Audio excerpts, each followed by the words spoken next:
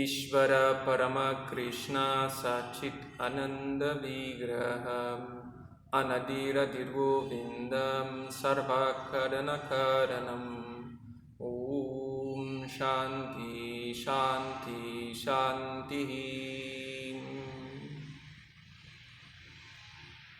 A tradução desse mantra é: Krishna é o Supremo Controlador e Ele é pleno de bem-aventurança, consciência, eternidade. Me rendo aos seus pés de lótus. Hoje é um dia muito especial porque Sri Krishna Janmashtami, se comemora o aparecimento de Krishna nesse mundo. Existem vários momentos na história desse mundo em que descende, digamos assim, o que a filosofia chama de avatar. Avatar significa aquele que desce. Porém, Ishvara Krishna é uma personalidade distinta dos avatares, porque os avatares vêm de Krishna, mas Krishna é a própria suprema personalidade de Deus, que descende aqui nesse mundo material.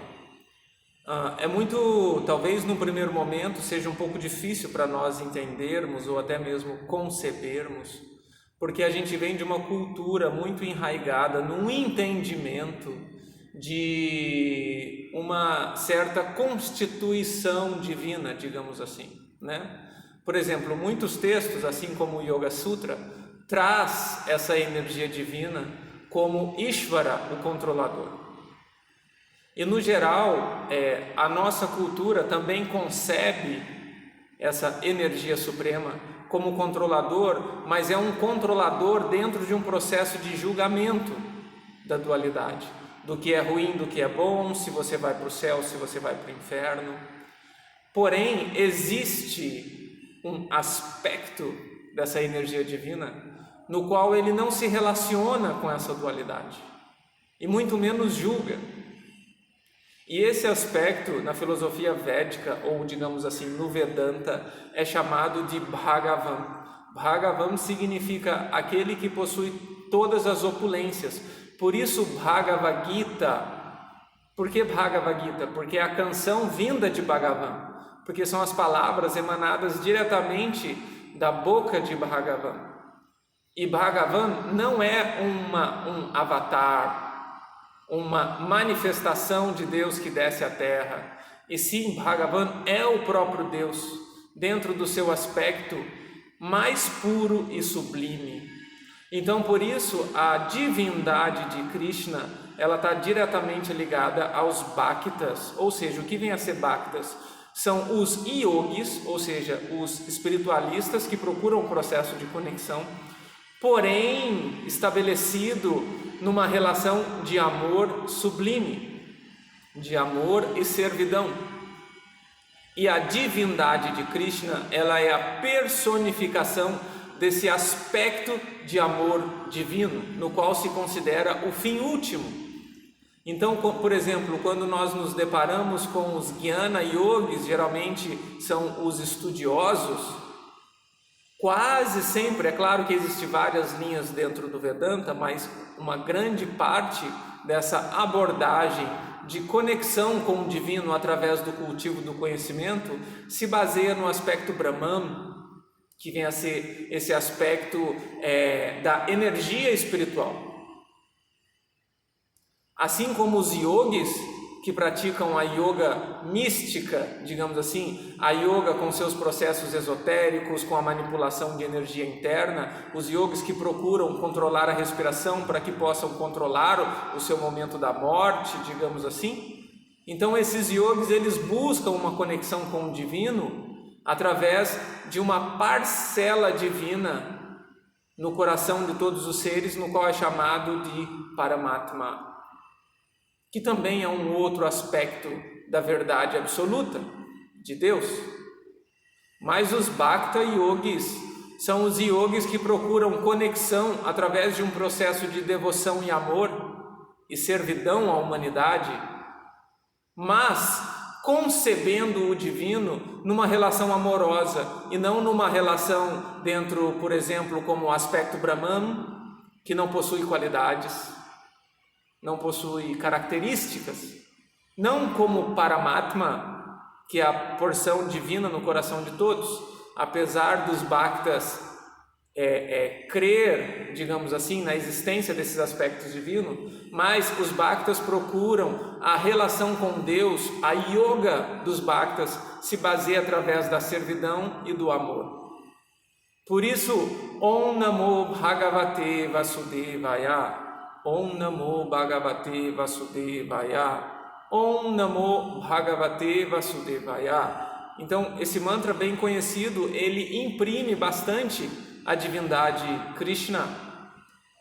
Então, Om Namo, eu reverencio Bhagavate, o Senhor Bhagavan, que é a divindade última, Vasudevaya, que é o Deus de todos os vassos, o Deus de todos os sábios. Por isso, no Bhagavad Gita, Krishna é chamado de Yogeshvara. Então observem como no Yoga Sutra esse termo aparece como Ishvara, que é o controlador, mas no Bhagavad Gita Krishna se propõe como Yogeshvara, Yogi mais Ishvara, ou seja, o controlador de todos os yogis, a divindade adorada pelos yogis místicos. Por que é dado como yogis místicos? Porque não são yogis que procuram resultados materiais, são yogis que procuram resultado espiritual na sua prática. Então, por isso, Yogeshvara, o senhor do altar dos yogis.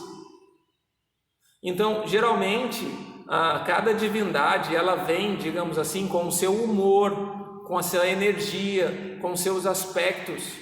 Então, num primeiro momento, quando nós nos deparamos com a divindade de Krishna, nós nos deparamos com simplicidade, com um aspecto sublime, com um amor nas inter-relações. Então, por isso, quase sempre, a proposta de yoga correlacionada com Krishna está diretamente ligada às meditações, ao canto dos mantras, ou seja, a expressão do seu sentimento interno para uma divindade última, que vem a ser Om Namo Bhagavate Vasudevaya.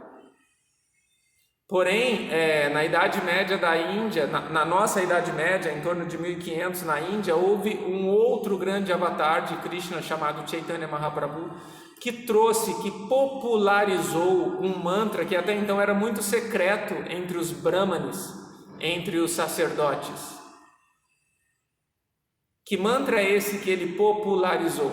Hare Krishna, Krishna Krishna, Hare Hare, Hare Rama, Rama Rama, Hare Hare. Então esse mantra ele é constituído de 3 palavras. Hare, que significa energia que te leva ao divino, que te conecta com Krishna. E também Hare vem de Hara, que significa a personificação do amor de Krishna. Depois, Krishna, que significa a suprema personalidade de Deus personificada. Mas quando nós falamos personificado, não significa que é o Deus que se torna uma pessoa, mas é o Deus que tem uma personalidade. Porque se nós, como indivíduos infinitesimais, como criaturas desse mundo material, nós possuímos personalidade, individualidade, por que não Deus ter personalidade e individualidade? Então essa filosofia, digamos assim, Advaita Vedanta, no qual não coloca personalidade no Brahman, isso em algum momento pode ser contraditório, porque se esse mundo material ele é efeito da criação de Deus, então como Deus não pode ter personalidade para criar todas essas personalidades existentes no mundo? Então você não cria algo que você não possui, você só tem capacidade de criar o que você possui. Então, se Deus criou essa biodiversidade e se nós possuímos individualidade, isso é óbvio que Deus também possui personalidade e individualidade. Agora é claro que ele é nirguna, ou seja, significa que ele não é material, é uma personalidade transcendente. Satchit Ananda é uma personalidade constituída de plenitude, bem-aventurança, eternidade, consciência. Então, os Bhakta Yogis vêm a ser esse nicho dentro do processo de yoga, digamos assim, que são os servidores da humanidade, os espiritualistas que buscam uma conexão divina através da relação amorosa com Deus, e isso se dá na prática através de servir o próximo. Então isso está muito ligado com vários conceitos, até mesmo, digamos assim, de personalidades de outras linhas e de outras crenças, que também apoiam essa linha de pensamento no qual a conexão com o divino se dá através da servidão à humanidade. Então esse é o grande discurso do Bhagavad Gita, que dentre todas as yogas, quando você entende que o seu Dharma como alma espiritual é servir o que está ao seu redor, desapegado do resultado, entendendo que você tem apenas o dever de fazer e não o dever de receber, então nesse momento você se coloca como um Bhakta Yogi. Mas como isso é muito difícil, manter essa atitude de servidão, então primeiramente nós colocamos a divindade de Krishna na frente da atitude, porque Krishna, ele é o exemplo de servidão e de amor sublime. Então hoje é um dia muito introspectivo para os Vaishnavas, que são devotos de Vishnu. Vishnu e Krishna é a mesma personalidade, ok? Espero que vocês façam um bom proveito desse vídeo. Beijo no coração de todos. Hare Krishna.